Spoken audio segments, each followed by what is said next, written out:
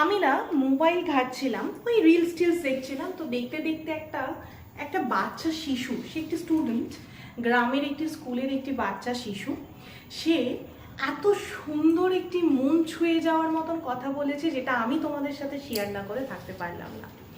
এখন আমাদের খবরের শিরোনাম যেটা, সেটা হচ্ছে গিয়ে একটাই, যে অসংখ্য সরকারি স্কুলের যারা শিক্ষক শিক্ষিকা রয়েছিলেন তারা তাদের চাকরি হারিয়েছেন, 26,000 খাতায় কলমে।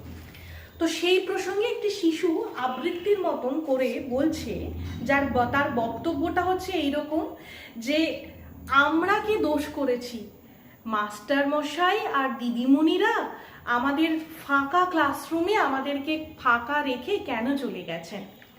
আচ্ছা, ভবিষ্যৎ প্রজন্মের সত্যি কি দোষ বলুন তো? কি দোষ তাদের? আর কজনই বা প্রাইভেট ইংলিশ মিডিয়াম স্কুলে তাদের বাচ্চাদেরকে পড়াতে পারে? আমরা যারা বর্তমান প্রজন্ম, তারা ভবিষ্যৎ প্রজন্মের জন্য কি এইরকম বুক ভরা চিন্তা নিয়েই কি থাকবো?